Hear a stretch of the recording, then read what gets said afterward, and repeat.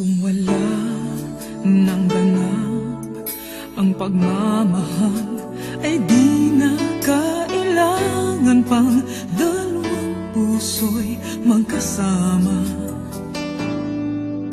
Kung wala nang tamis sa damdamin ng pag-ibig, ay hayaan ng puso ay mag-isa. Bakit nga ba iisipin ng sasabihin ng iba, gayong hindi siya ang nagdurusa? May bukas bang naghihintay sa pag-ibig na kapwa kay lamig, kapag wala na ang lambing na dati nag-aanap sa init?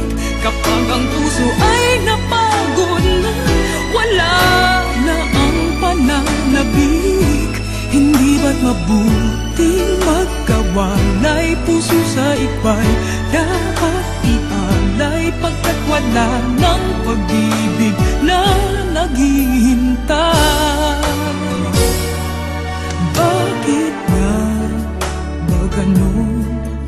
Puso ay kay hirap minsang turuan, di malaman, di maintindihan. Kung wala nang ganap ang nadarama sa puso, ay tama lang na kapwa'y lumaya na.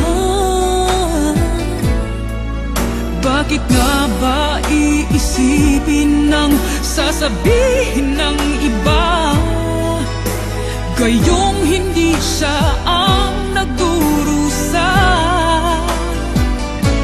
May bukas bang naghihintay sa pag-ibig na kapwa kay lamig, kapag wala na ang lambing na dati nag-aanap sa init? Kapag ang puso ay napagod na, wala na ang pananabik, hindi ba't mabuting magkawalay? Puso sa iba'y dapat ialay, pagkat wala ng pag-ibig na naghihintay.